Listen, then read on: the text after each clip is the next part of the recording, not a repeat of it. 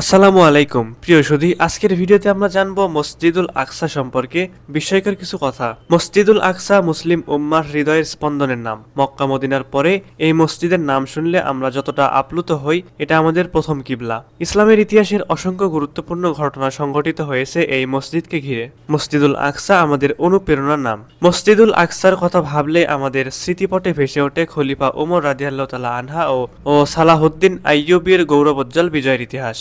মসজিদুল আকসার সঙ্গে জড়িয়ে আছে রাসূল সাল্লাল্লাহু আলাইহি সাল্লামের মেরাজের স্মৃতি। নানা কারণেই মসজিদুল আকসার প্রসঙ্গ এলে আমরা আবেগতাড়িত হই, আমাদের চোখ সজল হয়ে ওঠে। আজ আমরা কুরআন সুন্নাহর দলিলের আলোকে মসজিদুল আকসার 11টি তাৎপর্য ও বৈশিষ্ট্য সম্পর্কে আলোকপাত করব, যা একদিকে আমাদের জ্ঞানকে সমৃদ্ধ করবে, পাশাপাশি এই মসজিদের প্রতি আমাদের ভালোবাসা বৃদ্ধিতে সহায়ক ভূমিকা রাখবে ইনশাআল্লাহ। নম্বর 1, প্রথম কিবলা। একজন মুসলমানের ধর্মকেন্দ্রিক যে কয়টি আবেগের জায়গা রয়েছে, কিবলা তার অন্যতম। কিবলার সঙ্গে আমাদের আবেগ ও ভালোবাসা জড়িত। কিবলার দিকে ফিরে আমরা নামাজ পড়ি, কিবলাকে আমরা হৃদয় থেকে শ্রদ্ধা করি। আর মসজিদুল আকসা আমাদের প্রথম কিবলা। ইসলামের প্রাথমিক পর্যায়ে রাসূল সাল্লাল্লাহু আলাইহি সাল্লামের উপর যখন নামাজ ফরজ হয়, তখন তিনি ও সাহাবীরা মসজিদুল আকসার দিকে ফিরে নামাজ আদায় করতেন। মদিনায় হিজরতের পরও 16-17 মাস পর্যন্ত মুসলমানদের কিবলা ছিল মসজিদুল আকসা। পরবর্তীতে রাসূল সাল্লাল্লাহু আলাইহি সাল্লামের আকাঙ্ক্ষার প্রেক্ষিতে মহান আল্লাহ বাইতুল্লাহকে কিবলা নির্ধারণ করেন। ইবনে আব্বাস রাদিয়াল্লাহু তাআলা আনহু বলেন, রাসূল সাল্লাল্লাহু আলাইহি সাল্লাম মক্কায় থাকাকালীন কাবাকে সামনে রেখে জেরুজালেমের দিকে ফিরে সালাত আদায় করতেন। মদিনায় হিজরতের পরও 16 মাস পর্যন্ত এভাবে সালাত আদায় করেছেন। এরপর কিবলা কাবার দিকে ফিরিয়ে দেওয়া হলো। সহিহ বুখারী 40। নম্বর 2, কুরআন স্বীকৃত পবিত্র ভূমি। মসজিদুল আকসা এবং আশেপাশের এলাকাকে পবিত্র কুরআনে পবিত্র ভূমি আখ্যা দেওয়া হয়েছে। এটাও মসজিদুল আকসার অনন্য বৈশিষ্ট্যের একটি। এ মর্মে মহান আল্লাহ তাআলা বলেন, হে আমার সম্প্রদায়, পবিত্র ভূমিতে প্রবেশ করো, যা আল্লাহ তোমাদের জন্য নির্ধারণ করে দিয়েছেন, এবং তোমরা তোমাদের পেছন দিকে ফিরে যেও না, অন্যথায় তোমরা ক্ষতিগ্রস্ত হবে। সূরা মাইদা আয়াত 21। মহান আল্লাহ অন্যত্র বলেছেন, পরম পবিত্র ও মহিমাময় সত্তা তিনি, যিনি স্বীয় বান্দাকে রাত্রিবেলায় ভ্রমণ করিয়েছিলেন মসজিদুল হারাম থেকে মসজিদুল আকসা পর্যন্ত, যার চারদিকে আমি বরকত দান করেছি, যাতে আমি তাকে আমার নির্দেশন সমূহ দেখিয়ে দেই। নিশ্চয়ই তিনি সর্বশ্রোতা ও সর্বদ্রষ্টা। সূরা ইসরা আয়াত 1। নম্বর 3, মেরাজের সূচনাস্থল। ইসরা ও মেরাজের সফর রাসূল সাল্লাল্লাহু আলাইহি সাল্লামের জীবনের বিস্ময়কর ঘটনা ও আল্লাহর নির্দেশনা। বাইতুল্লাহ থেকে মসজিদুল আকসা পর্যন্ত ভ্রমণকে ইসরা এবং মসজিদুল আকসা থেকে ঊর্ধ্বাকাশের ভ্রমণকে বলা হয় মেরাজ। সেই হিসেবে রাসূল সাল্লাল্লাহু আলাইহি সাল্লামের মেরাজের সূচনা হয়েছিল মসজিদুল আকসা থেকে। এ কারণে বলা যায় মসজিদুল আকসা রাসূল সাল্লাল্লাহু আলাইহি সাল্লামের মেরাজের সূচনাস্থল। মহান আল্লাহ তাআলা বলেছেন, পরম পবিত্র মহিমাময় সত্তা তিনি, যিনি স্বীয় বান্দাকে রাত্রিবেলায় ভ্রমণ করিয়েছিলেন মসজিদুল হারাম থেকে মসজিদুল আকসা পর্যন্ত, যার চারদিকে আমি বরকত দান করেছি, যাতে আমি তাকে আমার নির্দেশন সমূহ দেখিয়ে দেই। নিশ্চয়ই তিনি সর্বশ্রোতা ও সর্বদ্রষ্টা। সূরা ইসরা আয়াত 1। মেরাজের ঘটনা উল্লেখ করতে গিয়ে রাসূল সাল্লাল্লাহু আলাইহি সাল্লাম বলেছেন, আমার জন্য বুরাক আনা হলো। বুরাক হলো গাধা থেকে বড় এবং খচ্চর থেকে ছোট একটি সাদা রঙের প্রাণী। দৃষ্টির শেষ সীমায় তার পদক্ষেপ পড়ে। রাসূল সাল্লাল্লাহু আলাইহি সাল্লাম বলেন, আমি এতে আরোহণ করলাম এবং বাইতুল মাকদিসে পৌঁছালাম। অতঃপর নবীগণ তাদের বাহনগুলো যে খুঁটির সাথে বাঁধতেন, আমি সেই খুঁটির সাথে আমার বাহনটি বাঁধলাম। তারপর মসজিদে প্রবেশ করলাম এবং 2 রাকাত সালাত আদায় করে বের হলাম।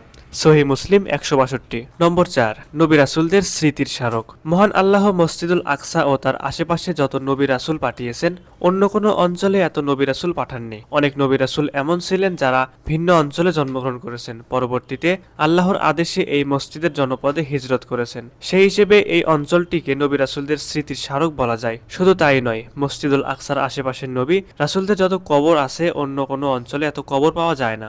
ইব্রাহিম ও লূত আলাইহিস সালামের হিজরতের ব্যাপারে মহান আল্লাহ তাআলা বলেন, এবং আমি তাকে ও লূতকে উদ্ধার করে এমন এক ভূমিতে নিয়ে গেলাম, যেখানে আমি সমগ্র বিশ্ববাসীর জন্য বরকত রেখেছি। সূরা আম্বিয়া আয়াত 71। নম্বর 5, মসজিদুল আকসা পৃথিবীর দ্বিতীয় মসজিদ। আমরা জানি এই পৃথিবীতে নির্মিত প্রথম ঘর বাইতুল্লাহ, যা মক্কায় অবস্থিত। এটা একদিকে যেমন পৃথিবীর প্রথম ঘর, অপরদিকে এটা পৃথিবীর প্রথম মসজিদ। এরপর যে মসজিদটি নির্মাণ হয়েছিল তা হলো মসজিদুল আকসা, অর্থাৎ মসজিদুল আকসা পৃথিবীর দ্বিতীয় মসজিদ। এটাও মসজিদুল আকসার গুরুত্বপূর্ণ বৈশিষ্ট্যের অন্যতম। এ বিষয়ে একটি হাদিস দেখুন। আবু যার গিফারি রাদিয়াল্লাহু তাআলা আনহু থেকে বর্ণিত, আমি বললাম, হে আল্লাহর রাসূল, পৃথিবীতে সর্বপ্রথম কোন মসজিদ তৈরি করা হয়েছে? তিনি বললেন, মসজিদুল হারাম। বললাম, অতঃপর কোনটি? তিনি বললেন, মসজিদুল আকসা। বললাম, উভয় মসজিদের মাঝে কত সময়ের ব্যবধান ছিল? তিনি বললেন, 40 বছর। সহিহ বুখারী 3366, সহিহ মুসলিম 520। নম্বর 6, মসজিদুল আকসার উদ্দেশ্যে ভ্রমণ ও ইবাদত। এই পৃথিবীতে 3টি মসজিদ ব্যতীত যত মসজিদ আছে ইসলামের চোখে সবই সমান। সেই 3টি মসজিদ হলো বাইতুল্লাহ, মসজিদে নববী এবং মসজিদুল আকসা। এই 3টি মসজিদের পর পৃথিবীতে আর কোনো মসজিদের একটির ওপর অপরটির ফজিলত নেই। এমনকি কোনো মসজিদকে গুরুত্বপূর্ণ ভেবে সোয়াবের নিয়তে ভ্রমণ করাও জায়েজ নেই। তবে হ্যাঁ, উল্লেখিত 3টি মসজিদকে বরকতময় ভেবে সে উদ্দেশ্যে ভ্রমণ করা সোয়াবের কাজ।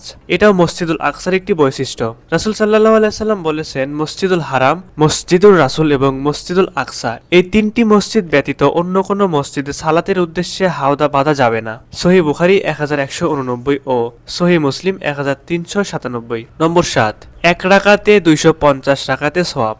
মসজিদুল আকসা এতটাই বরকতপূর্ণ এবং ফজিলতময় স্থান, সেখানে কেউ 1 রাকাত নামাজ পড়লে 250 রাকাত নামাজের সওয়াব হয়।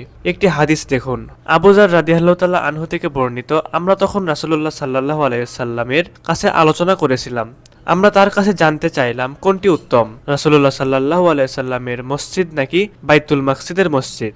তখন রাসূল সাল্লাল্লাহু আলাইহি সাল্লাম বললেন, আমার এই মসজিদে একটি নামাজ সেখানকার 4টি নামাজের চেয়ে উত্তম। মুস্তাদরাক হাকিম 8600। এই হাদিসের আলোকে আমরা জানতে পারলাম মসজিদুল আকসার নামাজের তুলনায় মসজিদে নববীর নামাজ 4 গুণ বেশি উত্তম। আর আমরা জানি মসজিদে নববীর 2 রাকাত নামাজ 1000 রাকাতের সমান, আর 1000-এর 1/4 হলো 250, অর্থাৎ মসজিদুল আকসার 2 রাকাত নামাজ 250 রাকাত নামাজের সমতুল্য।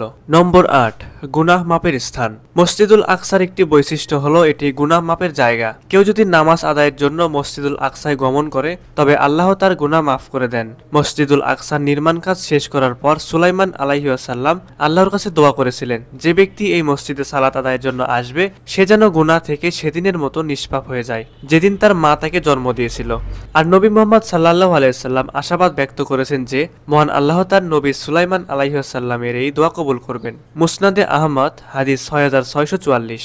নম্বর 9, শেষ জামানার মানুষের পরম কাঙ্ক্ষিত ভূমি। আমরা জানি রাসূল সাল্লাল্লাহু আলাইহি সাল্লাম বিভিন্ন সময় নানা রকম ভবিষ্যৎবাণী করেছেন। মসজিদুল আকসা সম্পর্কে রাসূল সাল্লাল্লাহু আলাইহি সাল্লামের অনেকগুলো ভবিষ্যৎবাণী রয়েছে। তার একটি ভবিষ্যৎবাণী থেকে জানা যায়, শেষ জামানায় মসজিদুল আকসা মুসলমানদের কাছে এত প্রিয় হয়ে উঠবে, মসজিদুল আকসাকে দূর থেকে দাঁড়িয়ে দাঁড়িয়ে দেখা যায়। এমন এক টুকরো ভূমি তাদের কাছে পৃথিবীর সবকিছু থেকে প্রিয় ও মূল্যবান হয়ে উঠবে।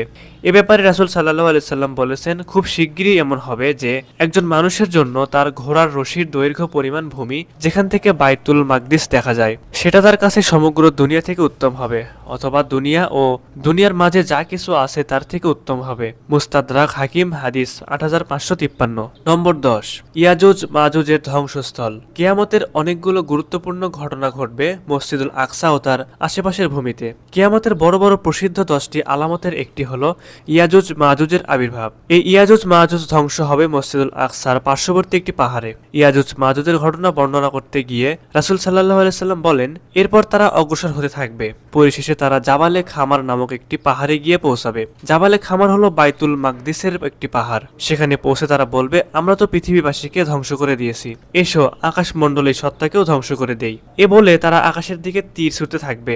আল্লাহ তাআলা তাদের তীরগুলোকে রক্তে রঞ্জিত করে তাদের প্রতি ফিরিয়ে দিবেন। হাদিসের শেষাংশে বলা আছে, অতঃপর আল্লাহর নবী ঈসা আলাইহিস সালাম এবং তার সঙ্গীগণ আল্লাহর কাছে দোয়া করবেন। ফলে আল্লাহ তাআলা তাদের ঘাড়ে এক প্রকার কীট সৃষ্টি করে দেবেন, যার শিকার হয়ে তারা একসঙ্গে সবাই মারা যাবে। সহিহ মুসলিম হাদিস 2937। নম্বর 11, দাজ্জাল থেকে মুক্ত। কিয়ামতের আগে দাজ্জাল যখন গোটা পৃথিবী জুড়ে তাণ্ডব চালাবে এবং দুর্বল ঈমানদারেরা দলে দলে দাজ্জালের ফিতনায় আপতিত হবে, সেই কঠিন সময়ও মসজিদুল আকসা থাকবে দাজ্জালের ফিতনা থেকে মুক্ত।